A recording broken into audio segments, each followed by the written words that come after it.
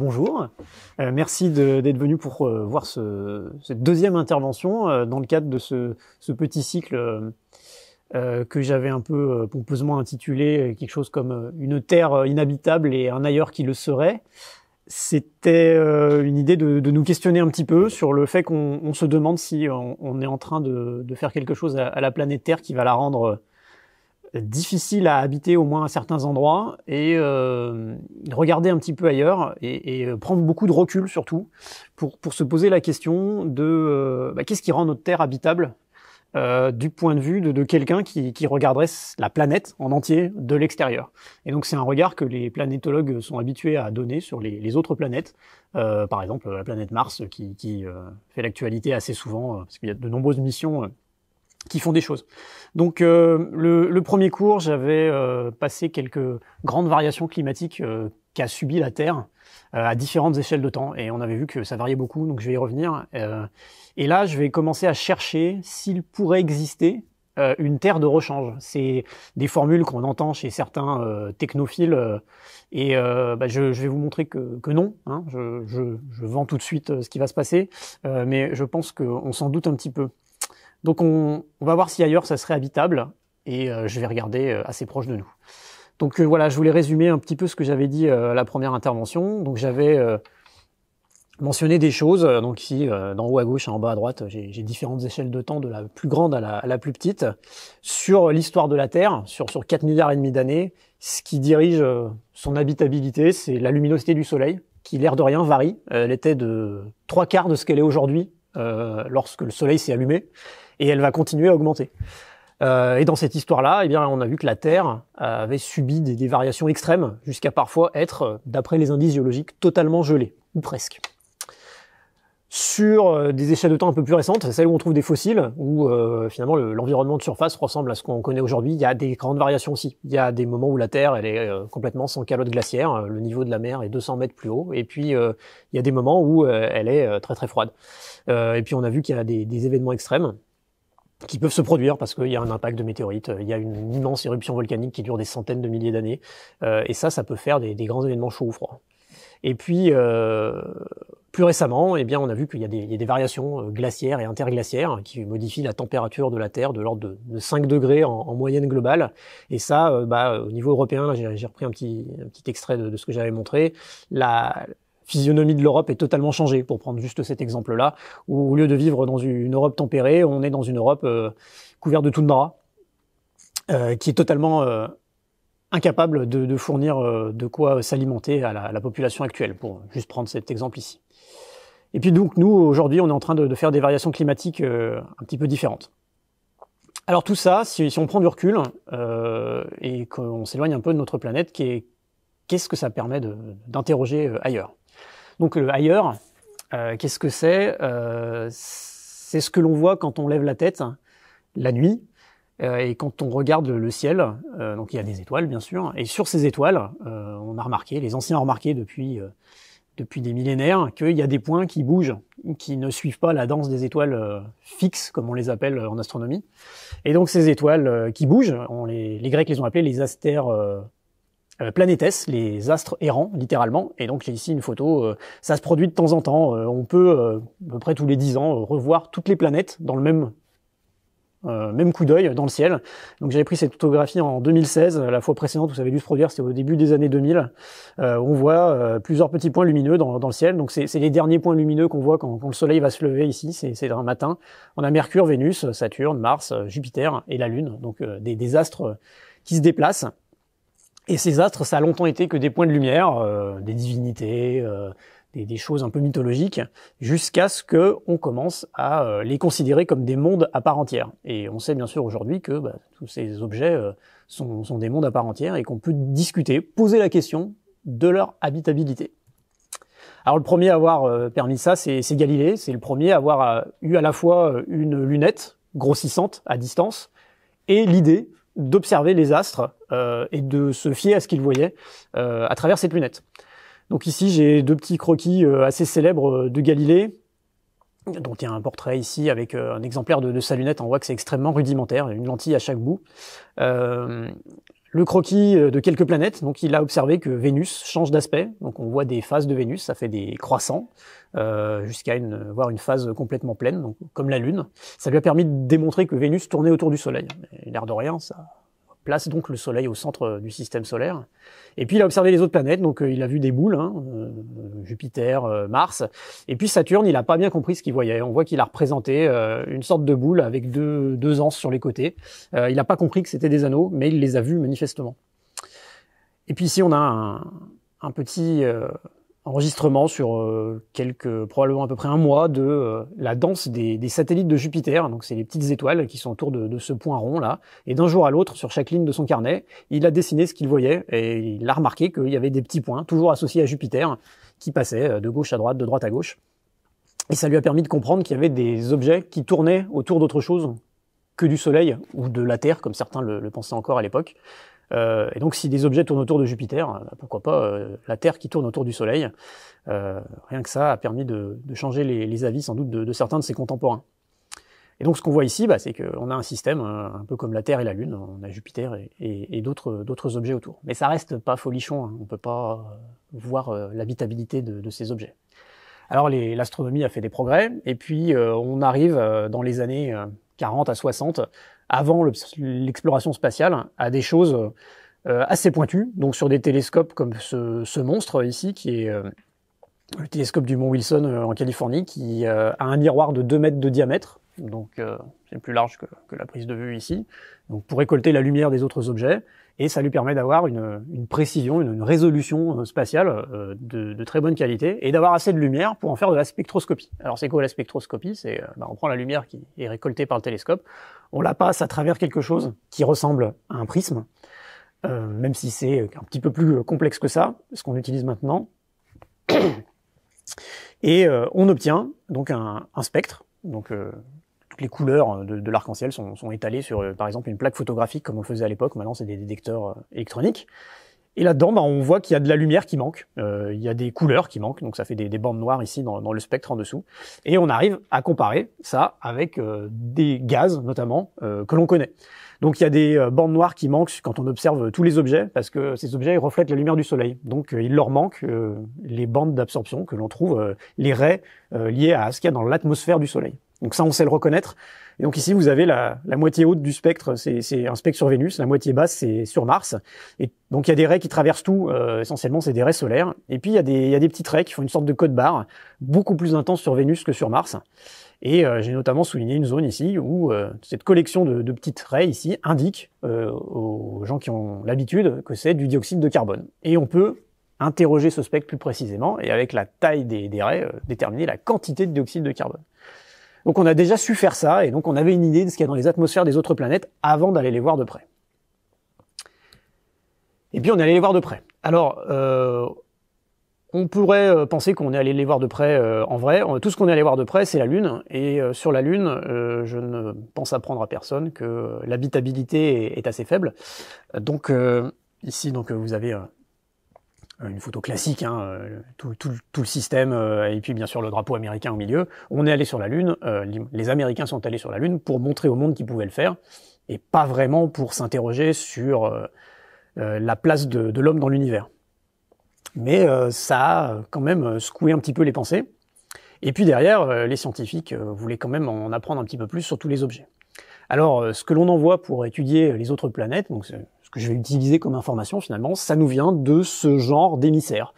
Donc ce que vous voyez ici, c'est des objets. Alors, on pourrait presque croire à des appareils électroménagers un peu bizarres, surtout les premières sondes spatiales, comme ici en haut à gauche, Mariner 4, qui est la première sonde à avoir survolé Mars. Vous voyez la taille des personnes à côté, donc on a quelques grands panneaux solaires, et puis sinon on a un truc qui fait à peu près la taille d'un lave-linge, et avec quelques instruments électroniques, et des caméras, et puis ça s'arrête à peu près là. Et les instruments sont de plus en plus complexes, au fur et à mesure que la technologie progresse et qu'on pose de nouvelles questions. Donc vous avez ici la sonde Voyager, et là à droite, le grand format des sondes spatiales, c'est la sonde Galileo qu'on a mis en orbite autour de Jupiter la toute fin des années 90 et au début des années 2000. Elle ressemble à la sonde Cassini qu'on a mis en orbite autour de Saturne dans la décennie suivante. Donc là, vous voyez déjà qu'on a des objets un peu plus costauds. On est plus dans l'autobus que dans le lave-linge. Et puis on a posé des objets sur les autres planètes.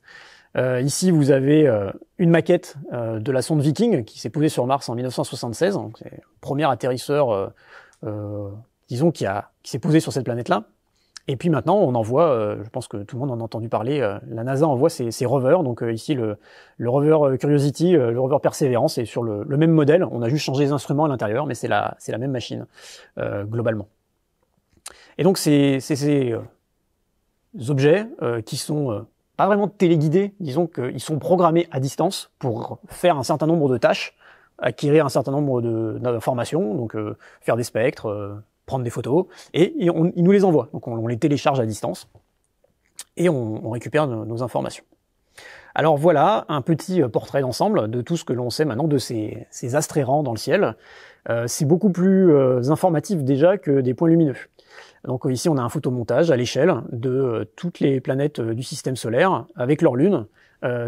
Tous ces objets ont été survolés, au moins, par une sonde spatiale. Il y a juste ce petit Capharnaüm de petits objets là, qui est un montage où il y a un seul objet qui a en fait été réellement survolé. Donc vous êtes ici, la troisième en partant du Soleil, et puis vous avez donc Mercure, Vénus, la Terre, Mars, et puis les vraies grosses planètes. Jupiter, Saturne, Uranus et Neptune, qui, on le voit bien à cette échelle-là, elles prennent toute la place sur la diapositive, elles font aussi toute la masse dans le système solaire. L'air de rien, les 4 planètes géantes ici font 99,5% de la totalité de la masse des planètes. Et donc, les petites billes rocheuses qui sont ici ne représentent pas grand-chose.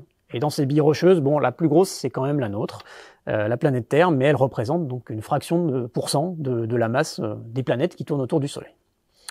C'est pas une raison pour s'en désintéresser, hein, ni pour se désintéresser de tout ce qu'il y a autour, parce que ces 4 monstres ici sont très très très loin d'être habitables, et ça se voit, j'allais dire tout de suite. Faut quand même un peu poser la question. Ce qu'on voit ici, c'est on voit des motifs nuageux, hein, de différentes couleurs. Alors déjà, les couleurs sont un peu exotiques. Une planète orange, c'est quand même, on se dit, qu'est-ce qu'il y a dedans quand même? Les gaz orange, c'est pas très respirable. Et donc, on a affaire ici à des planètes essentiellement constituées d'hydrogène et d'hélium. Donc effectivement, c'est pas extrêmement habitable, d'autant plus pour nous qu'il n'y a pas de surface solide. Donc on a des boules de gaz. Et la surface solide, s'il y en a une, elle est au fond d'une atmosphère qui est tellement dense et épaisse que c'est quelque chose qui n'a plus de sens pour nous. C'est ni un océan, c'est ni une atmosphère. C'est en fait, si on plonge dans ces atmosphères-là, à force de descendre, on finit par être écrasé par la pression et il n'y a pas de surface solide. Donc c'est pas très habitable. Encore qu'on pourrait discuter de ce qui se passe dans les nuages, mais bon, c'est un peu loin de nos préoccupations. Alors, qu'est-ce qu'on est allé voir là-dedans? J'ai appliqué ce petit diagramme que j'ai trouvé sur internet qui est assez sympathique. Vous avez les planètes représentées schématiquement, et puis vous avez des courbes qui viennent se tourner autour ou passer à côté, qui correspondent chacune à une mission spatiale. Et on peut voir comme ça, en quelques coups d'œil, comment on a exploré les mondes alentours. Donc la Terre est ici sur la diapositive. L'objet le plus observé, c'est la Lune. Alors bien sûr, c'est essentiellement pour s'entraîner à aller observer d'autres objets. Plus les missions Apollo, et puis quelques missions d'observation. Donc 73 missions sur la Lune. Alors c'est une diapositive qui est un peu datée, mais les chiffres changent pas trop à quelques unités près. Ensuite, il y a Vénus. Pourquoi? C'est simple, c'est la planète la plus proche. Donc c'est la plus facile d'accès. C'est ce qui nécessite la fusée en quelque sorte la moins puissante pour arriver à destination. Ensuite, vous avez Mars avec une 40aine de missions. C'est à peu près le même jeu que Vénus. C'est juste un petit peu plus compliqué parce que Mars est plus petite, donc elle n'a pas tendance à attirer les objets vers elle, notamment les sondes spatiales. Donc il faut prévoir le coup, hein, pour se mettre en orbite autour. Mercure, seulement 2 missions sont allées autour. Mercure, c'est très très très compliqué parce que Mercure est très très près du Soleil. Et quand on va près du Soleil, si on envoie une sonde spatiale près du Soleil, la mécanique orbitale est implacable. Si vous vous rapprochez du Soleil, il vous attire, il vous accélère, et vous arrivez devant Mercure avec une vitesse phénoménale, bien supérieure à celle de la planète, et donc vous lui passez devant. Et vous n'avez pas moyen de vous accrocher à Mercure, qui est aussi un objet très petit, gravitationnellement, pour aller observer. Donc on a fait ça, on a mis finalement l'énergie à faire ça que 2 fois. Et puis si on va dans le système solaire externe, donc vers les vraies grosses planètes, comme je l'ai présenté avant, un petit peu en exagérant, hein, eh bien on n'y est pas allé beaucoup non plus, pour la simple raison que c'est très très loin. Et je vais revenir là-dessus. Jupiter, une dizaine de missions se sont intéressées à Jupiter, et la moitié d'entre elles, c'est parce que c'était les missions qui allaient plus loin. Et on passe par Jupiter, parce que cette grosse planète permet de prendre un petit peu d'énergie. On pique un petit peu d'énergie à Jupiter en passant devant, et ça permet d'accélérer. Saturne, 5 missions, et puis Uranus et Neptune, une seule, et c'est la même, c'est Voyager 2 qui est passé devant dans les années 80. Pluton, une seule mission aussi, qui est passée devant en 2015. Donc là, on a une petite idée de ce que l'on a pu voir. Donc évidemment, on a beaucoup plus d'informations sur Vénus et sur Mars que sur Jupiter, Saturne, Uranus et Neptune. On a néanmoins découvert beaucoup de choses. Alors, la contrainte majeure quand on fait ça, c'est les distances qui, évidemment, sont astronomiques. Et c'est souvent une façon qu'on a de parler, de dire que quelque chose est astronomique, c'est énorme. Je vais essayer de vous donner un petit peu l'idée de ce que ça veut vraiment dire, une distance astronomique, parce que on ne se rend pas compte. C'est monstrueux. Alors, j'ai ici fait un petit montage en prenant le bandeau au sommet de la diapositive, c'est la Terre et la Lune, le système Terre-Lune, à l'échelle. C'est très rarement représenté comme ça. Quand on a des photographies même réelles, généralement on attend qu'il y ait une coïncidence, que la Lune et la Terre soient dans le même cadre de vue pour prendre l'image. Mais si on les met à bonne distance, ça donne quelque chose qui ressemble à ça. Et donc on voit vraiment que la Lune, elle est très très loin de la Terre. Mais ça c'est rien du tout, parce que le système Terre-Lune, il est tout petit par rapport au système solaire. Il faut changer l'échelle d'un facteur 10 000 pour passer de mon bandeau système Terre-Lune à l'image en bas à gauche, qui est un schéma de l'intérieur du système solaire. Donc l'intérieur du système solaire, il va être borné par Jupiter, qui est la première planète géante. Et donc ici, l'orbite de la Terre, donc c'est le troisième petit cercle, on voit bien le cercle de Mars en rouge, qui est la dernière planète tellurique. Donc vous voyez qu'on a fait un saut d'échelle d'un facteur 10 000, c'est énorme, pour ne serait-ce voir que le système interne. Et le problème de l'exploration des planètes géantes, Jupiter, Saturne, Uranus et Neptune, c'est qu'il faut encore un saut d'échelle d'un facteur 10 pour passer ici au schéma de droite. Donc on a vraiment des échelles qui sont monstrueuses. Pour donner une idée, si la distance entre la Terre et le Soleil, on l'a réduit à 1 mètre, donc je peux la représenter à peu près ici. Donc déjà le Soleil, à ce moment-là, il fait un tout petit objet. Hein, donc si on a quelque chose qui fait 1 mètre comme ça, le Soleil c'est une toute petite bille hein, de quelques millimètres. La Terre, on la voit à peine, hein, c'est une tête d'épingle, même pas. Et à cette échelle-là, Terre-Soleil, on se fait une idée, mais les planètes suivantes, donc seraient pour la dernière, Neptune, à peu près à l'entrée de l'amphithéâtre, voire, je pense, à l'extérieur. Donc, c'est vraiment un système qui est gigantesque. Et encore, je ne parle pas, à cette échelle-là, de la position de l'étoile la plus proche, parce que en gardant cette échelle-là, il faudrait aller jusqu'à Paris pour avoir l'étoile la plus proche. Ce qui devient complètement dingue. Donc, l'espace est plein d'espace vide. Et donc, c'est compliqué hein, de se déplacer d'un objet à l'autre. On perd beaucoup de temps à attendre que les sondes spatiales se déplacent. Alors, cela étant dit, est-ce qu'on peut faire un petit point sur la position de la Terre, justement, dans le système solaire? Donc là, j'ai repris un petit diagramme en bas où j'ai extrait d'un simulateur de la NASA une vue du système solaire à un moment donné. C'est le moment où j'ai fait la photographie des planètes, d'ailleurs. Donc on a le Soleil en plein milieu, et puis on voit toutes ces orbites très resserrées au milieu, c'est Mercure, Vénus, la Terre et Mars. Jupiter, c'est ici, Saturne, Uranus, Neptune, et puis il y a l'orbite de Pluton qui est très elliptique, donc on voit passer un peu de biais à cet endroit-là. Alors sur cette échelle-là, donc tout ce qui nous intéresse, nous, la Terre, c'est vraiment très très près du Soleil. Avec la même échelle, donc la distance au Soleil est représentée sur le graphique au-dessus de gauche à droite, et puis de bas en haut, vous avez la température que l'on pourrait calculer pour un objet sphérique, noir, donc qui absorbe toute la lumière qu'il reçoit du Soleil. Un objet qui absorbe de la lumière, il va chauffer jusqu'à rayonner lui-même quand il aura atteint une certaine température, et puis il s'établit à une température d'équilibre. Et si on fait ça, donc c'est un calcul de physique de première année, on va dire, c'est le calcul de la température du corps noir. Et qu'est-ce qu'on obtient? Donc pour la Terre, on obtient une température de l'ordre de 5 à 10 degrés Celsius, donc c'est décent et ça semble assez cohérent avec ce que l'on vit. Donc c'est une bonne première approximation. Si on fait la même chose pour Vénus, on tombe dans les 60 degrés. Si on fait la même chose pour Mars, on est plutôt vers moins 50. Donc là, déjà, on voit qu'il y a une immense conséquence à être à une distance du Soleil donnée. Rien qu'en faisant un calcul comme ça de tout premier ordre. La Terre a une température à peu près clémente pour nous. C'est pas pour rien, on a émergé sur cette planète parce que la température nous permet d'exister. Et sur Vénus, ça passerait peut-être, pas pour nous, mais 60 degrés, il y a des organismes qui tolèrent ça assez bien. Mars, ça devient très compliqué, hein, moins 50. Mercure, ça devient n'importe quoi, on est autour de 180 degrés sur cette température d'équilibre. Et Jupiter, on atteint aussi des températures plus que glaciales, on est en dessous de moins 100 degrés. Évidemment, Saturne, Uranus, Neptune et Pluton, c'est encore pire. Donc là-dedans, si on prend nos conditions de surface terrestre, donc sous une atmosphère de pression, l'eau liquide est possible, entre 0 et 100 degrés, on le sait tous. Et donc l'eau liquide serait possible sur Vénus et la Terre, dans ce calcul très simplifié. Alors on peut se poser la question, est-ce que c'est le cas? Est-ce qu'il y a de l'eau sur Vénus? Est-ce qu'elle est liquide?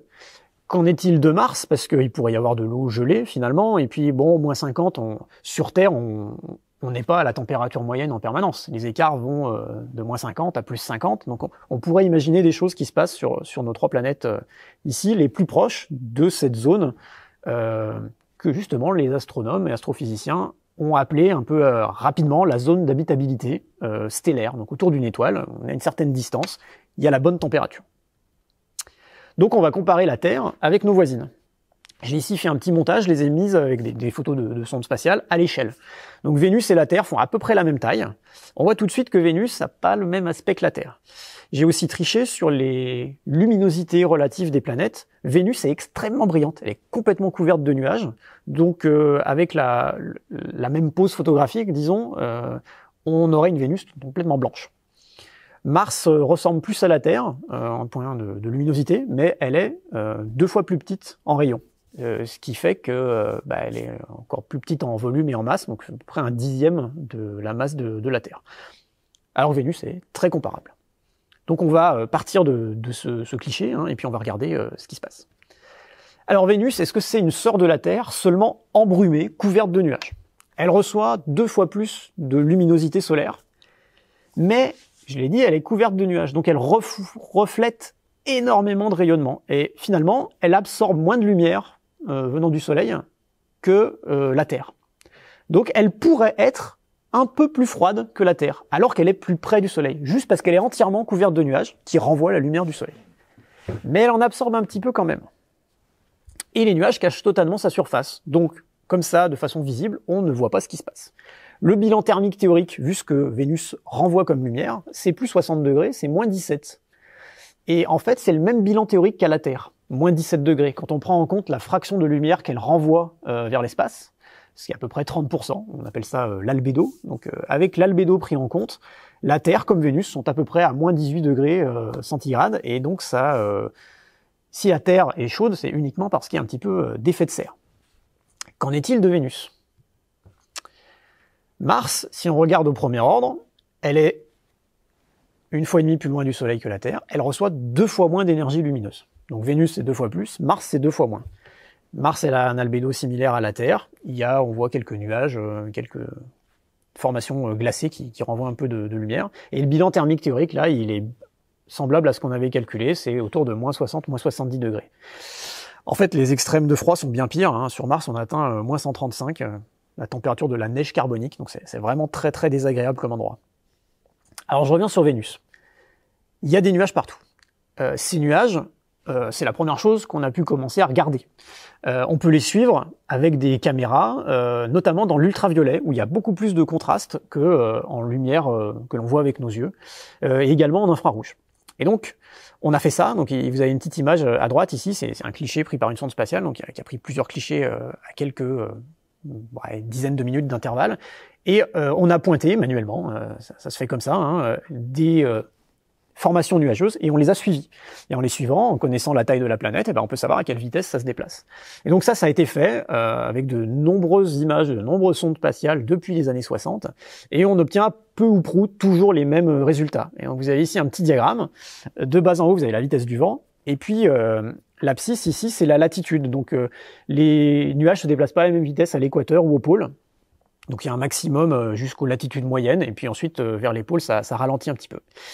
Et qu'est-ce qu'on voit quand on mesure? Eh ben on a des vitesses, donc ici c'est des vitesses dites zonales, donc c'est d'ouest en est, c'est très classique en météorologie de parler comme ça, de l'ordre de 100 mètres par seconde. 100 mètres par seconde, ça fait 360 km à l'heure. C'est déjà du bon ouragan. Et c'est l'ensemble de l'atmosphère qui bouge comme ça. Donc ça fait que Vénus a une atmosphère, alors c'est des vitesses ici négatives, ça veut dire que c'est de l'est vers l'ouest. Donc c'est l'opposé de ce à quoi on est habitué météorologiquement en Europe de l'Ouest, où on a souvent du vent d'ouest qui apporte de l'air océanique de l'Atlantique. Sur Vénus, ça tourne dans l'autre sens, et ça tourne à une vitesse phénoménale. Donc toute l'atmosphère fait le tour de Vénus en 4 jours terrestres, en sens inverse. Donc ça, c'est un premier truc un petit peu bizarre. Qu'est-ce qu'il en est sous les nuages? On peut se poser la question. Est-ce que on prend un sacré vent dans la figure à la surface de Vénus? On s'est posé la question. Alors, ces nuages sont très très dynamiques. Et donc ici, j'ai mis une petite image qui aurait pu être animée. Alors, ça dépend les conditions de capture. Ici, vous voyez le pôle sud de Vénus. Donc il y a le côté jour et il y a le côté nuit. Donc le côté jour apparaît en bleu, le côté nuit apparaît en rouge. C'est parce qu'on les a pas captés de la même manière. Bien sûr, c'est une image thermique côté nuit. Et vous voyez un double tourbillon qui tourne comme ça autour du pôle sud de Vénus et qui de temps en temps devient simple, puis se redédouble et est quasiment permanent en fait au pôle de Vénus. Il fait le tour du pôle en moins de 2 jours terrestres. Donc c'est quelque chose qui bouge très très vite. Là, il y a une sorte d'ouragan polaire assez phénoménal. C'est une atmosphère qui est très très dynamique. Ce qui laisse penser qu'elle est assez chaude. C'est la chaleur de l'atmosphère qui entraîne sa dynamique.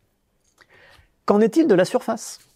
Alors, comme c'est couvert de nuages, on la voit pas. On peut pas savoir, ne serait-ce que la durée du jour sur Vénus. Parce que la durée du jour, c'est pas quelque chose qui est la même sur toutes les planètes. La Terre, c'est 24 heures. Mars, on a très vite remarqué que c'était 24 heures et 40 minutes, ce qui est pas très loin, mais c'est une coïncidence. Et Vénus, il a fallu attendre que l'on ait des radars, donc une technologie qui a été inventée pendant la Seconde Guerre mondiale, donc on a dirigé vers les objets célestes, et quand on a réussi à viser Vénus, on a pu suivre des choses à la surface de Vénus, à la surface solide, et voir à quelle vitesse se déplaçaient ces choses-là. Et elles bougent quasiment pas. Donc on a fait ça avec le radiotélescope d'Arecibo qui s'est effondré il y a 2-3 ans maintenant, je sais déjà même plus, qui n'existe plus, c'est le plus gros radiotélescope du monde à cette construction, une antenne qui fait 300 mètres de diamètre. Et puis on a d'autres antennes, plus mobiles, notamment le radar californien de Goldstone, qui est une antenne de presque 70 mètres, elle a été un petit peu agrandie depuis. Et Vénus, on constate qu'elle tourne très lentement, elle tourne en 243 jours terrestres. Et non seulement ça, mais elle tourne à l'envers. Donc toutes les planètes tournent dans le même sens dans le système solaire, toutes sauf Vénus, qui en fait ne tourne quasiment pas, et elle tourne à l'envers. Donc on a quelque chose qui est vraiment très très bizarre. Si vous avez des soucis avec votre rythme circadien, vous pouvez peut-être aller voir sur Vénus comment ça se passe. En gros, il y a pas de jour et de nuit. C'est à peu près la même durée que l'année de Vénus. Donc un jour, une année, c'est similaire. Donc là, on a quand même quelque chose de très bizarre. Est-ce que c'est habitable, une planète qui tourne pas? On peut poser la question. On n'a aussi pas résolu le problème de la nature des nuages. Est-ce que ce sont des nuages, comme chez nous, d'eau? Eh bien, pas du tout. Il n'y a pas de vapeur d'eau dans l'atmosphère. C'est assez simple de voir les quantités de gaz, notamment de vapeur d'eau dans les atmosphères des planètes. Il n'y en a pas sur Vénus. Une quantité extrêmement faible. C'est pas la bonne température non plus. Ces nuages n'ont pas une température où, vu les conditions de pression où ils se forment, il y aurait des gouttelettes d'eau. C'est pas bon, je crois que c'est un petit peu trop chaud notamment. Et en cherchant bien, donc on a fait des images spectroscopiques des nuages. Et donc si vous avez un exemple, alors ces courbes ne vous diront rien, mais le fait que vous ayez une courbe en très épais, qui est la mesure sur Vénus, et une courbe en très fin, qui est une reconstitution de laboratoire à partir d'un matériau. Donc on a fait un brouillard d'acide sulfurique liquide en toutes petites gouttelettes de 10 micromètres de diamètre. Et on a exactement la même allure en termes de spectre ici dans l'infrarouge. Donc les nuages, j'ai pris les petits symboles qu'on met sur les bouteilles d'acide sulfurique commercialisées. Donc c'est corrosif et c'est mortel. Ça a été vérifié in situ quand on a envoyé des sondes, donc les Américains aussi bien que les Soviétiques ont fait ça dans les années 70 et 80, donc avec des sondes. Donc si vous avez une vue d'artiste d'une sonde avec son parachute qui s'ouvre, et puis ici un petit ballon qui a flotté dans l'atmosphère de Vénus et au milieu des nuages, un ballon soviétique dans les années 80, et qui a pu renifler, aspirer le contenu des nuages et analyser ce que c'était. Et c'est bien de l'acide sulfurique. Donc l'habitabilité prend un petit coup. Les nuages, c'est pas tout à fait ce qui nous ferait plaisir. Et sous les nuages. Alors sous les nuages, c'est encore autre chose. Quelles sont les conditions sous la surface des nuages? C'est un véritable four à autoclave. Et on a découvert ça donc grâce aux Soviétiques qui ont fait preuve d'une abnégation sans pareil dans les années 70. Enfin à la fin des années 60 et début des années 70, ils ont commencé par envoyer des sondes sur Vénus, passer à travers les nuages pour se poser à la surface. On ne savait pas bien quelle était l'épaisseur de l'atmosphère et l'épaisseur des nuages sur Vénus. Donc ils ont envoyé des sondes capables de résister à quelques atmosphères de pression et des températures tout à fait correctes. Donc leurs premières sondes sont passées à travers les nuages et puis ont rapidement été écrasées et sont devenues hors service en raison des conditions qu'elles ont rencontrées. Donc ils ont renvoyé des sondes un petit peu plus solides, même résultat, un petit peu plus bas, une sonde un petit peu plus solide, même résultat, un petit peu plus bas, et comme ça, de proche en proche, ils ont de plus en plus blindé leurs sondes, fait des objets complètement hermétiques, capables de résister à des pressions de plusieurs dizaines d'atmosphères et à des températures de plusieurs centaines de degrés Celsius. Et la première sonde qui a réussi à atteindre la surface de Vénus l'a fait grâce à une idée assez géniale, c'est-à-dire qu'ils ont décidé, à partir d'une certaine altitude de descente dans l'atmosphère de Vénus, de lâcher le parachute. Ce qui est assez contre-intuitif. On a tendance dans une atmosphère à mettre un parachute pour descendre assez lentement, mais elle devient tellement dense, l'atmosphère de Vénus, quand on descend vers la surface, qu'on descend trop lentement sous un parachute. Donc en lâchant le parachute et en laissant simplement la sonde couler dans l'atmosphère, en quelque sorte, comme ce serait dans un océan, ils ont réussi à atteindre la surface. Et donc vous avez ici deux figures tirées donc du papier publié par les Soviétiques en 1971. Vous avez l'altitude en dizaines de kilomètres, donc on va de 0 à 50 km d'altitude. 50 km d'altitude, c'est à peu près l'altitude des nuages. Mais ça, on le savait pas. On l'a déterminé grâce justement au zéro qui a été identifié par cette sonde-là. Et donc vous avez la température à gauche et la pression à droite. Puisque la pression, oui, c'est ça, c'est la pression. Donc à gauche, vous avez une température qui est indiquée en Kelvin. Donc le Kelvin, c'est la température absolue. C'est comme les degrés Celsius, mais il faut rajouter 273. Donc vers 300, on a des températures correspondant à la météo d'aujourd'hui sur Terre. Et c'est vers 50 km d'altitude. Et puis la sonde, en descendant, voit la température augmenter. 400, 500, 600, 700, 747. Donc ça correspond à peu près à 470 degrés Celsius à la surface. Quant à la pression, eh ben, autant c'était à peu près la pression atmosphérique terrestre au niveau des nuages. On arrive à 10 pressions atmosphériques à 30 km d'altitude, puis 20, 30, etc., jusqu'à arriver à 90 atmosphères de pression. Donc voilà les conditions à la surface de Vénus. C'est à peu près les mêmes partout. 90 atmosphères et 470 degrés. Pour mettre ça en perspective, le plomb fond à 327 degrés. Le zinc, qui est utilisé pour les toitures typiquement, hein, ou pour galvaniser l'acier, pour le protéger de la rouille, ils font à 420 degrés. Donc on est dans des températures où si vous faites un toit de tôle ondulée en zinc, ils fond votre toit. Donc c'est pas la peine d'essayer. Et c'est même encore plus fourbe que ça parce que c'est des conditions de pression et de température dans lesquelles le gaz principal de l'atmosphère, qui est le dioxyde de carbone, n'est plus vraiment un gaz. Et c'est pas vraiment un liquide non plus. Vous avez une sorte d'hybride que les chimistes appellent les fluides supercritiques. Quand on atteint des températures et des pressions très élevées, la propriété du milieu, c'est plus celle d'un gaz, c'est plus celle d'un fluide, c'est un petit peu entre les deux. C'est un fluide supercritique. Je pense que je n'ai pas besoin de commenter plus avant l'habitabilité de la surface de Vénus. On a affaire à quelque chose qui est totalement inhabitable, même en extrapolant plus possible vers des formes de vie extrêmement exotiques. Donc Vénus, c'est un enfer. On peut se demander comment le résultat actuel est possible. Il faut revenir pour ça aux fondamentaux, parce que finalement, c'est assez logique quand on pose bien les données de l'équation. C'est le bilan thermique d'une planète, donc j'avais présenté ça au premier cours, je le reprends ici. Vous avez le Soleil qui envoie de l'énergie lumineuse, donc il y a un flux solaire qui est reçu par la planète.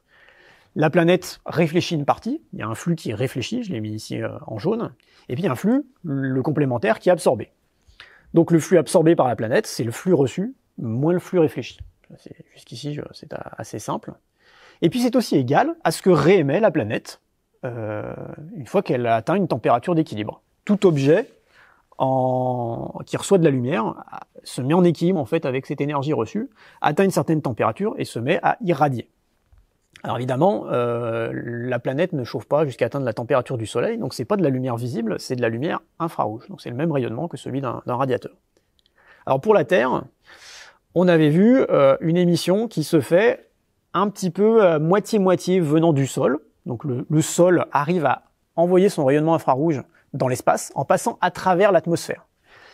Mais pas entièrement. Il y en a à peu près la moitié qui est bloquée par l'atmosphère, parce que l'on appelle les gaz à effet de serre. Donc c'est des gaz qui absorbent le rayonnement infrarouge. Et ils le réémettent à leur tour, mais au sommet de l'atmosphère. Donc on a un peu de rayonnement qui vient de l'atmosphère et un peu de rayonnement qui vient du sol. Au passage, comme l'atmosphère chauffe, eh bien ça fait une température plus élevée à la surface de la Terre que celle calculée pour une simple boule noire qui n'aurait pas d'atmosphère. Donc on gagne 30 degrés, l'air de rien, ça nous permet d'avoir une surface terrestre tout à fait habitable. Mais alors sur Vénus, l'atmosphère est beaucoup trop épaisse pour que le rayonnement thermique du sol puisse s'échapper. Donc en fait, il est entièrement bloqué par l'atmosphère. Et c'est uniquement l'atmosphère qui émet la totalité du rayonnement. Donc j'ai truandé un petit peu mes images de la Terre pour faire comme si c'était Vénus, en rendant quasiment invisible le rayonnement qui vient de la surface, et puis en mettant un rayonnement atmosphérique qui est beaucoup plus fort. Donc c'est l'atmosphère qui réémet la totalité de l'énergie qui est absorbée depuis l'énergie solaire. Et dessous, c'est la physique des gaz qui fait qu'il y a une certaine pression et une certaine température au sol. Alors la physique des gaz, on a tous appris au lycée, mais vous allez voir, c'est assez simple. Alors je refais un petit schéma là-dessus sur l'enfer de Vénus. Sur la Terre, donc j'ai mis ici là, en gros quelque chose qui ressemble à l'altitude ou à la pression, donc qui est plus élevée en bas et plus faible en haut, en axe vertical, et puis l'axe horizontal, c'est la température. La Terre, c'est, vous avez ici sa température en fonction de l'altitude, et puis donc j'ai marqué la surface, et j'ai symbolisé l'atmosphère, essentiellement la partie qui peut absorber du rayonnement. Donc l'atmosphère est relativement semi-opaque, on va dire, au rayonnement infrarouge, qui arrive à passer un petit peu directement du sol, et en même temps qui est aussi émis par l'atmosphère. Vénus, c'est pas du tout la même histoire. Comme l'atmosphère est extrêmement épaisse, il y a du rayonnement infrarouge qui sort du sommet de l'atmosphère, un petit peu des couches tout petit peu plus profondes au niveau des nuages, on va dire, et puis de l'intérieur, il y a rien du tout qui sort. Et dessous, vous voyez que on a un gradient de température qui est linéaire. Donc vous avez 0 degré à 50 km d'altitude et 470 à 0. Pourquoi ? Parce que à haute pression, vous pouvez en faire l'expérience en gonflant une roue de vélo. Quand vous comprimez l'air, il augmente en température. Et à basse pression, on peut en faire l'expérience avec ces bombes de dépoussiérant qui crachent du gaz, qu'on sent tout de suite très très froid, parce qu'il se détend, donc sa pression diminue par rapport à la pression dans la bouteille. Donc quand un gaz est détendu, il est plus froid. Donc on appelle ce gradient le gradient adiabatique. Ça veut dire qu'il ne met pas en œuvre d'échange de chaleur. C'est tout simplement la pression qui régit la température du gaz. Et donc c'est parce qu'il y a une atmosphère très épaisse sur Vénus qui fait extrêmement chaud dessous, et également parce que cette atmosphère est totalement opaque au rayonnement infrarouge. Donc là, on comprend très très bien que Vénus soit un enfer, vu ce que l'on voit en termes d'atmosphère à la surface de Vénus. Par contre, on peut poser la question de cette atmosphère. Pourquoi elle est comme ça ? Et pourquoi c'est pas la même atmosphère que la Terre?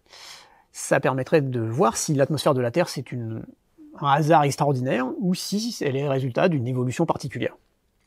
Alors l'atmosphère terrestre, pour faire un petit peu le point, la pression au sol, elle est quand même pas négligeable. On s'en rend pas compte parce qu'elle nous entoure de partout, cette pression, mais c'est 10 tonnes par mètre carré. Donc on est écrasé par 10 tonnes d'air, à peu près, tous autant qu'on est, puisqu'on fait à peu près un mètre carré de surface. C'est la même pression à l'intérieur, donc on s'en rend pas compte, mais il y a de l'air. Donc ça correspond sur la surface de la Terre, 500 millions de kilomètres carrés, à 5 fois 10 puissance 18 kg d'air. Donc ça, c'est l'atmosphère de la Terre. C'est la quantité d'air qu'il y a dans l'atmosphère de la Terre. Et on va pas s'embêter avec ces valeurs-là, mais on voit que donc c'est 5 suivi de 18 zéros en kilogrammes. Donc ça fait beaucoup de molécules gazeuses. Essentiellement, c'est du diazote. Il y a 20% de dioxygène qu'on respire. Quelques pourcents de vapeur d'eau, ça dépend des endroits où on se trouve. Et il y a quand même un petit peu de dioxyde de carbone, qui est de plus en plus connu de tout le monde, en raison de l'augmentation qu'on lui fait subir, qui ne fait que 0,04% de l'atmosphère. Mais ces 0,04% sont très importants. Donc ça fait 0,4 millibars, donc millième d'atmosphère. C'est vraiment pas beaucoup. Et on va travailler comme ça. La pression, elle est liée à la masse de l'atmosphère et à la gravité exercée par la planète. Comme Vénus et la Terre, c'est à peu près la même chose. Moi, je vais parler en bars, et puis on va faire comme si on pouvait les comparer directement. C'est à peu près équivalent. Donc sur Terre, il y a de l'ordre de 1 bar de diazote et de dioxygène, et puis 0,4 millibars de CO2. Sur Vénus, la pression à la surface a été mesurée donc à 92 bars. La composition de l'atmosphère a été analysée, c'est essentiellement du dioxyde de carbone. Ça fait à peu près 88 bars de dioxyde de carbone. Et il y a quand même un petit peu de diazote. Vu la proportion, c'est de l'ordre de 3 bars. Donc il y a à peu près 3 bars de diazote. Sur Terre, il y en a à peu près 1. On va se dire, bon, c'est quand même 3 fois plus sur Vénus, mais c'est assez comparable. Quand on fait des approches comme ça, on va dire que c'est le même ordre de grandeur. Un facteur 3, on reste à peu près dans les mêmes ordres de grandeur. Par contre, le dioxyde de carbone, il y a un très gros souci. Donc si on fait le rapport, c'est 200 000 fois plus de dioxyde de carbone dans l'atmosphère de Vénus que dans l'atmosphère de la Terre. Donc il y a vraiment un énorme problème. Donc c'est quelque chose, soit qui correspond à des processus qui sont extrêmement visibles, soit des processus qui ont pris extrêmement longtemps. La géologie s'accommode assez bien de choses qui ont des rapports de l'ordre de 100 000 ou 1 million entre eux, du moment qu'un petit déséquilibre de l'ordre d'un facteur 10, disons, se répercute et s'amplifie sur 1 million d'années, voire 1 milliard d'années. On peut faire comme ça, avec les temps longs de la géologie, des variations énormes qui dépassent l'entendement humain. Alors, on peut poser la question, pourquoi y a-t-il tant de CO2 sur Vénus? Mais c'est pas la bonne question. La bonne question, c'est pourquoi il y a si peu de CO2 sur Terre. Quand on regarde de quoi se sont assemblées les planètes, Vénus, la Terre ou Mars se sont assemblés à partir d'objets que l'on retrouve dans les météorites qui continuent à tomber sur la tête. Et dans ces météorites, il y a à peu près la proportion de carbone que l'on retrouve dans les atmosphères de Vénus ou de Mars. Et c'est la Terre qui est bizarre. Alors ça vient de ce que l'on a coutume d'appeler le cycle du carbone. Et donc j'ai pris ici un diagramme qui est issu d'un vieux rapport du GIEC, qui est un cycle du carbone qui, vu de loin, nous représente les acteurs. Donc il se passe plein de choses à la surface de la Terre. On a une atmosphère, donc c'est cette dalle bleue au-dessus du schéma. On a les roches, donc qui sont ici en marron. On a la biosphère, donc ici avec ce gros pavé ici, on a une petite forêt à côté. On a bien sûr les combustibles carbonés que l'humanité utilise. Et puis il y a l'océan. L'océan, donc il y a une surface qui est un petit peu différente de l'océan profond. Et puis il se passe des tas de choses, il y a des tas d'échanges entre toutes ces choses-là. Alors il y a une chose importante à retenir pour notre problématique, ici. C'est ce qui se passe entre l'atmosphère et l'océan d'une part, et puis l'atmosphère et la vie aussi. Donc de l'atmosphère à l'océan, le dioxyde de carbone se dissout. Il se dissout et il forme ce que l'on appelle des carbonates dans l'océan. Donc quand on parle de bicarbonate dans l'eau, c'est du dioxyde de carbone qui s'est dissous. Et ça se fait naturellement, c'est automatique, disons. Et dans l'océan, du moment que l'océan est en contact, alors soit via les rivières, soit directement avec un certain nombre de roches, donc il y a le fond des océans, il y a les rivières qui coulent à la surface de la Terre continentale, eh bien, il y a du calcium, entre autres, du magnésium aussi, qui va s'associer avec les carbonates et qui va faire du calcaire. Donc ça fait des roches calcaires. Et les roches calcaires, il y en a beaucoup à la surface de la Terre et dans le sous-sol.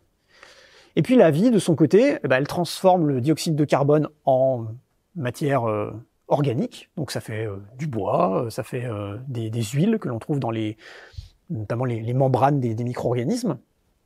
Et cette matière peut être enfouie. Le charbon, c'est ça, c'est de la matière organique, donc de l'ancien dioxyde de carbone, enfoui en profondeur. Et donc il y a ces deux choses qui se passent. Et si on fait l'estimation de la quantité de matière organique enfouie et de calcaire à la surface de la Terre, et qu'on retraduit ça en dioxyde de carbone, il y a au moins 10 bars d'atmosphère, 10 atmosphères de dioxyde de carbone piégées dans la matière organique sous forme de charbon, de pétrole, et il y a au moins 30 bars piégés sous forme de calcaire. Plus, à l'intérieur de la Terre, dans ce qu'on appelle le manteau terrestre, il y a des dizaines de bars. On estime ça en voyant par exemple les gaz qui sont dégazés par les volcans. Et donc si on fait le point là-dessus, on a sur Terre de l'ordre de 50, 60, peut-être 90 bars de dioxyde de carbone. Il est juste piégé sous forme de roche à la surface ou à l'intérieur de la Terre.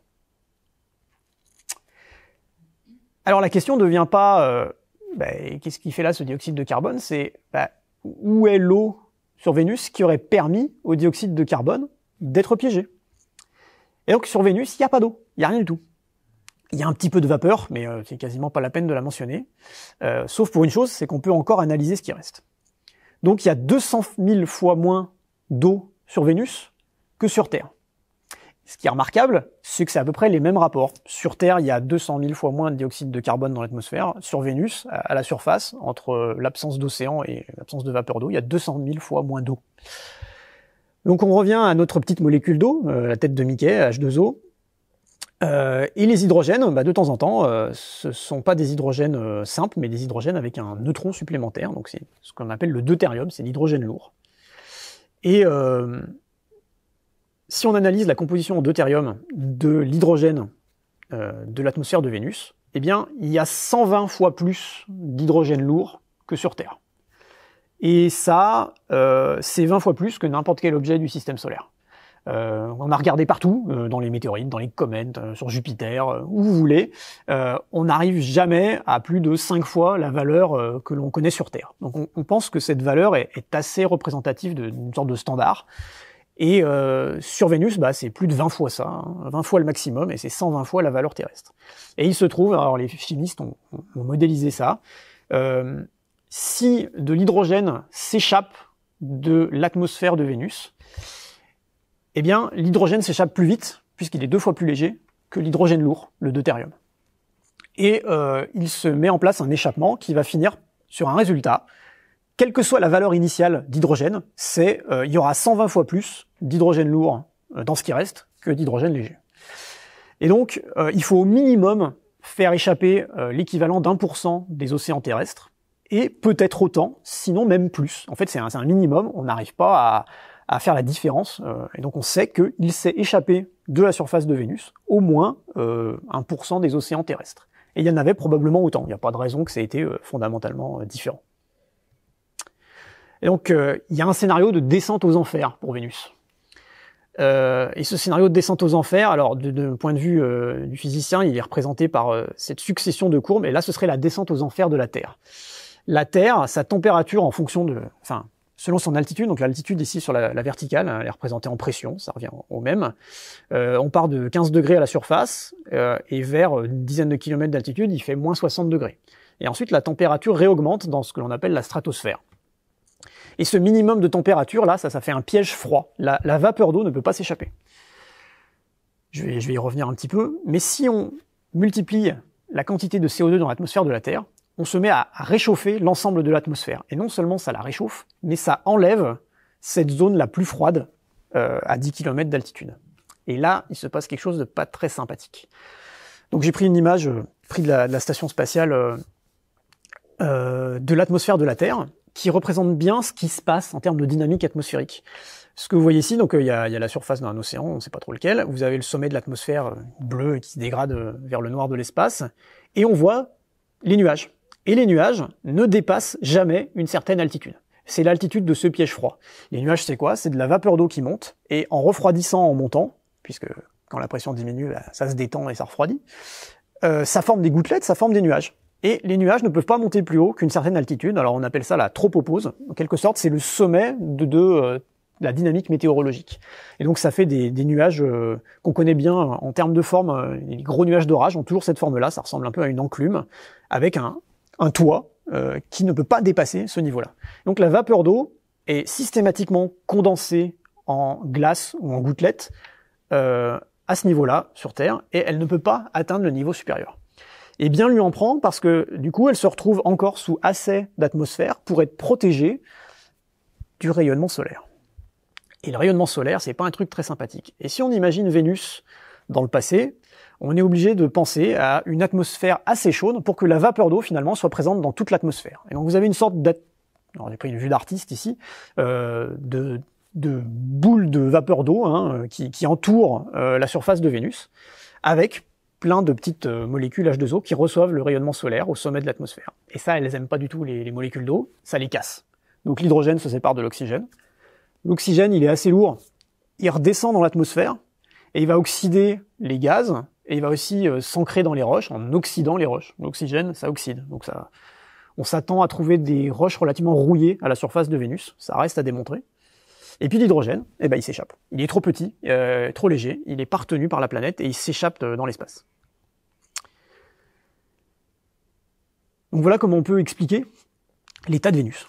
Alors, j'ai fait un petit point là-dessus, pour résumer tout ce que j'ai raconté. Sur Terre, ce qui sauve la Terre, finalement, c'est qu'il y a un cycle du carbone. Le CO2 atmosphérique peut passer dans les roches. Des roches, elles peuvent être enfouies à l'intérieur de la Terre, être refondues, le CO2 ressort sous forme de volcan, et on a un régime permanent, comme ça, qui s'entretient, aussi bien pour le dioxyde de carbone que pour l'eau, d'ailleurs. Sur Vénus, il n'y a pas d'océan, il n'y a pas de calcaire, il n'y a pas de cycle du carbone ni de cycle de l'eau. Donc on a une planète qui est toute sèche, toute dégazée, et ça a des conséquences même sur son comportement géologique. C'est-à-dire que la surface, comme elle n'a pas du tout d'eau, les roches n'ont pas du tout d'eau, elles sont plus rigides, et elles ne peuvent pas fondre de la même manière. Plus la surface est très très chaude. Donc cette surface ne se refroidit jamais, et sur Terre, le refroidissement de la surface, c'est quelque chose, donc voici une petite coupe de la Terre et de comment elle fonctionne. Le refroidissement de la surface, et de ce que l'on appelle la lithosphère, donc c'est la couche de roche froide finalement à la surface de la Terre. C'est pas tout à fait la même chose que la croûte. Et la lithosphère, essentiellement au fond des océans, donc qui est représentée ici en vert foncé, quand elle refroidit, elle fait comme quelque chose de froid dans une casserole, elle coule au fond.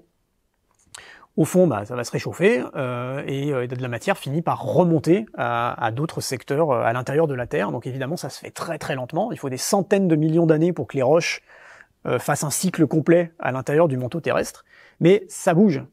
Et sur Vénus, ça devient très compliqué parce que la surface ne refroidit jamais assez pour que les roches puissent redescendre. Donc forcément, ça se passe pas de la même manière. Ces courants de roches à l'intérieur de la Terre, de roches solides, c'est ce qui fait la tectonique des plaques. Donc c'est ce qui fait que les continents dérivent, c'est ce qui fait qu'il y a de l'activité géologique, c'est ce qui fait qu'il y a l'essentiel du volcanisme terrestre. Et donc, ça se voit bien à la surface de la Terre, la tectonique des plaques, ne serait-ce que morphologiquement, on voit, alors ça se voit très très bien entre l'Amérique et l'Europe et l'Afrique, vous avez ici un chaînon de fractures que l'on appelle la dorsale atlantique, qui correspond à la limite entre des plaques tectoniques qui s'ouvrent à cet endroit-là. Et les plaques se referment à d'autres endroits, ça se voit très très bien sur le bord ouest du Pacifique, donc du Japon à la Nouvelle-Zélande, où vous avez toute une série de gouffres, on appelle ça les fosses océaniques, qui apparaissent ici très très sombres, avec l'effet ombragé de la topographie. Et sur Vénus, on n'a pas ça. Voici une carte équivalente de la surface de Vénus. Il n'y a pas de ces grandes cicatrices qui correspondraient aux endroits où la surface rocheuse s'écarte ou se rassemble. Il y a quelque chose qui ressemble un peu à des cicatrices qui posent question, mais nettement c'est pas la même chose. Donc on a ici par exemple un petit arc, il y a d'autres fractures par là, mais c'est pas du tout la même chose qui se passe.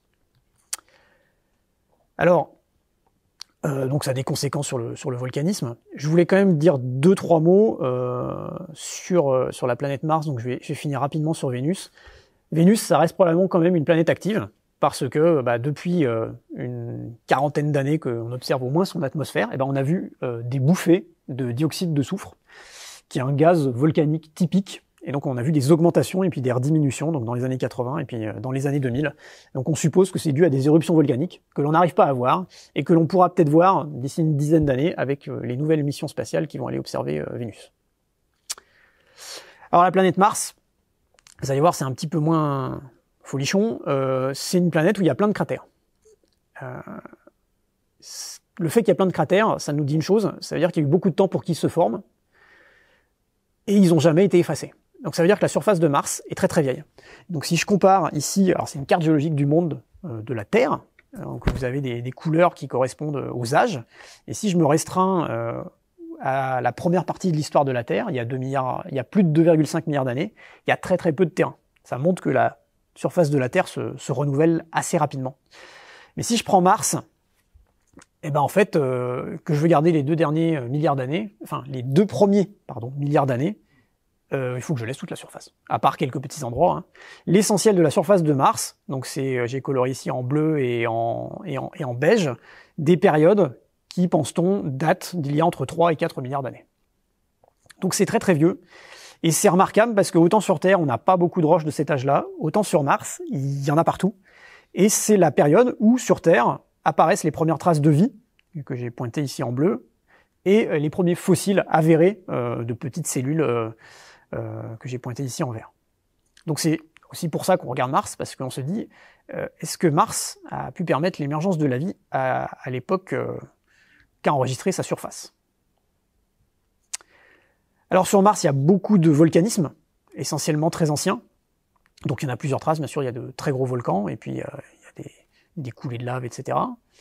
Quant à son climat de surface, il y a juste assez d'eau pour former quelques nuages, mais jamais il ne neige, jamais la neige n'atteint le sol.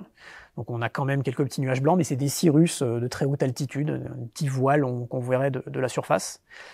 Ça n'empêche pas, quand il fait froid et humide, alors froid et humide sur Mars, c'est très très froid et très très peu humide, qu'il y a un petit peu de givre qui se forme. Ça c'est une image assez spectaculaire qui a été prise en 1979. L'épaisseur du givre ici, donc c'est la rosée du matin si vous voulez. Alors outre que c'est extrêmement rare, c'est une rosée qui fait l'épaisseur d'un cheveu. Donc il y a vraiment très très peu d'eau qui se dépose, mais il y en a un petit peu.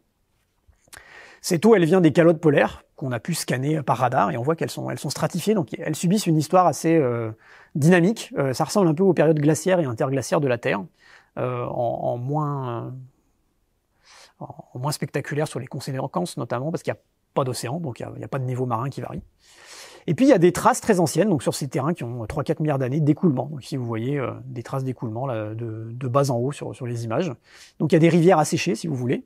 Et puis ces rivières asséchées ont dû transporter des sédiments parce qu'on a des roches sédimentaires à plusieurs endroits. Donc ici vous avez des images de plusieurs missions, des rovers qui ont photographié. Vous voyez des strates ici horizontales. C'est des sédiments déposés peut-être par de l'eau ou au moins qui ont été baignés par l'eau. Ensuite on a pu le montrer en analysant les roches. Et puis quand il n'y a pas de sédiments, eh bien on arrive à distinguer, ici vous avez une carte de tous les endroits où on en a détecté, des traces de minéraux hydratés. Donc au moins il y a de l'eau dans les roches. Donc elles ont été baignées, ces roches, par un petit peu d'eau. Et donc il s'est passé des choses il y a 3 à 4 milliards d'années sur Mars. Mais alors depuis, on voit ici que tous les points colorés correspondent à des détections de minéraux qui se mettent en place en présence d'eau. Il n'y en a pas sur les terrains ici les plus au nord ou sur ce secteur ouest ici, c'est les terrains les plus récents. Donc là, il y a rien du tout. Il y a d'infimes traces de matière organique, mais en tout cas, il n'y a pas la moindre trace de vie jusqu'à preuve du contraire. Alors, ce qui empêche l'existence d'eau liquide et a priori de vie, c'est ça. Voici le diagramme qui indique les conditions de l'eau en fonction de la pression verticalement et de la température horizontalement. Donc plus il fait chaud, plus on va vers le gaz, plus il fait froid, plus on va vers la glace. Et puis plus on va vers les hautes pressions, plus le liquide est possible, et vers les basses pressions, on ne peut faire que du gaz. Et donc sur Mars, on atteint à peine le domaine où le liquide est possible. Le liquide n'est pas possible dans toutes les conditions. Quand il y a trop peu de pression, il n'y a pas de liquide. Et sur Mars, on est exactement à la limite. Donc en gros, il ne peut pas y avoir d'eau liquide sur Mars. Alors après, c'est pire que ça en termes d'habitabilité, puisque tous les jours, la température varie d'à peu près 100 degrés d'amplitude. Donc c'est plus que mettre une petite laine la nuit. Hein. Faut vraiment s'enfermer. Tous les ans, la température varie avec les mêmes amplitudes, et puis la totalité de l'atmosphère, l'air lui-même, se condense en gaz carbonique, se condense en glace carbonique sur les pôles. Et donc vous avez la pression atmosphérique qui diminue d'un tiers à chaque fois que c'est le cœur d'un hiver sur un pôle ou sur l'autre. Donc ça, c'est pas sympathique non plus. La l'atmosphère, elle est extrêmement ténue. Il n'y a que 6 millièmes d'atmosphère à la surface. Et bien que ce soit du dioxyde de carbone, c'est juste trop peu d'air pour garder la chaleur. Donc il n'y a pas d'effet de serre et il n'y a pas de conservation de la chaleur pendant la nuit. Pourquoi? Parce que l'atmosphère s'échappe. Donc ça, c'est des images qui indiquent la présence d'atomes de carbone, d'oxygène, donc dioxyde de carbone, c'est les atomes qui le constituent, et d'hydrogène autour de la planète Mars, qui est symbolisée par les petits cercles. Et ça a été détecté, les atomes de l'atmosphère s'échappent en permanence. Et on a quantifié que il s'est échappé au moins l'équivalent d'une atmosphère de pression depuis 4 milliards d'années, et probablement plus. Donc Mars a perdu son atmosphère, elle est donc maintenant totalement inhabitable, et ça a dû se faire assez rapidement dans son histoire.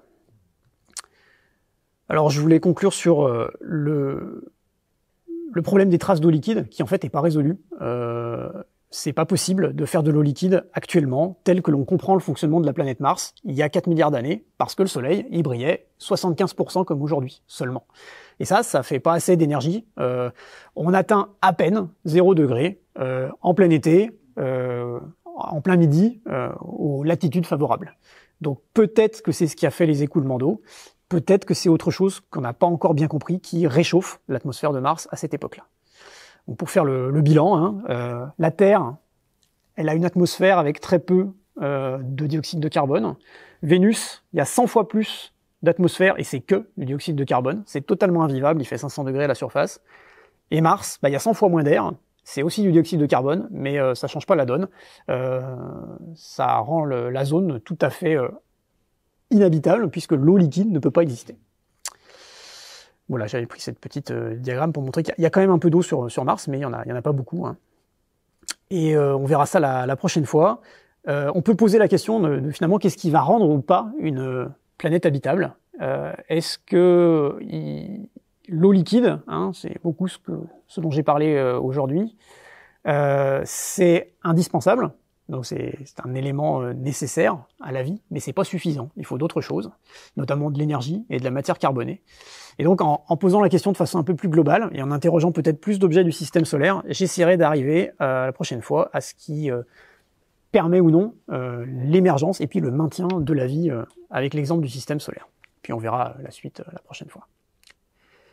Merci à tous.